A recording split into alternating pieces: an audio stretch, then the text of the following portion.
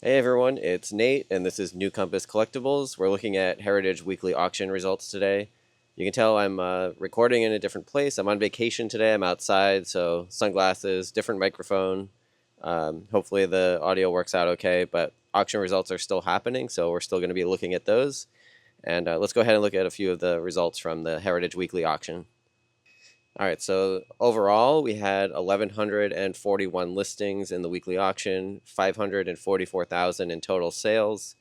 Comic sales that I'm analyzing here today, 457 of those for $333,000 in sales. Of those, 166 had comps within the last 12 months. The average result there was a 3% decrease compared to recent sales. So again, a small decline. That's been a pretty consistent number the last few weeks that I've done these auction results. About a 3% decline is typical. And we had 9 results with a greater than 20% to the recent comps and 13 results with a 20% decrease compared to recent comps.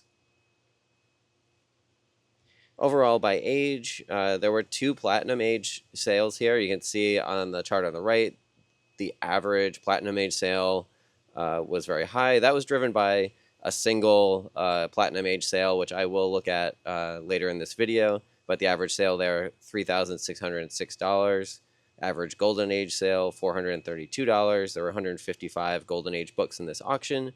160 silver age with an average sale of $336.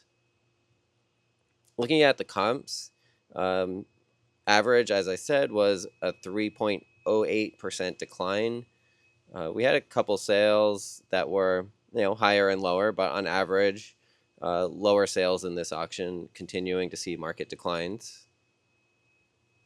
And looking at the auction catalog value over time, we had a peak value for this auction catalog in June of 2022, and continuing to see a lower downtrend here in this market. Sales from this auction were below the trend, so again showing continued weakness here this week. The number of sales by title, Amazing Spider-Man always leading this list, and then X-Men, Superboy, and Fantastic Four. Looking at this by age, a little more interesting. Amazing Spider-Man was top sales in the Bronze Age with $471 per sale, 10 sales there. In the Silver Age, the highest selling book was actually Fantastic Four, $915 per sale with an average of 14 sales. In the Golden Age, Authentic Police Cases topping the list this week, which is a new name, $1,560 per sale, an average 5 sales in this auction. So we'll look at those later because that's a name we don't see always at the top of the list here. All right, so let's go ahead and look at some of those individual sales. This one I pulled up because it's unusual to see such a high dollar value book in these weekly auctions. There's usually a couple, but often it's Amazing Fantasy 15 gets the top sale in the weekly auctions. Here, I don't know if this was exactly the highest selling book in the auction, but it was interesting to see a Tomb of Dracula 10 and a 9.8 selling in a weekly auction for $15,000. Just goes to show you never know when a big book like this will come up. If you're looking for something like this, make sure you have your saved searches set so you get alerts when these come into auctions. You might expect to see this in like a marquee like quarterly auction or a platinum auction on Heritage, the Comic Link featured auctions. But here, just in a weekly auction, this is a big 9.8 to see. That platinum age sale that I was mentioning was this Mickey Mouse magazine. So this is a rare book. I don't think I have the census numbers here. Let's see if I can pull these up. Yeah, so 8 on the census total, showing on the census here. This one, sort of a mid-grade. There's a 3 higher out of 8, but a $6,900 sale for this Mickey Mouse magazine. Again, a very rare book, and interesting to see it here in the weekly auction. Always important to have these kinds of things saved in your saved searches if that's something that you're looking for, because they can pop up at any time. Funda number 1 is the top selling book in the Golden Age. So that was $4,200 for this 8.0.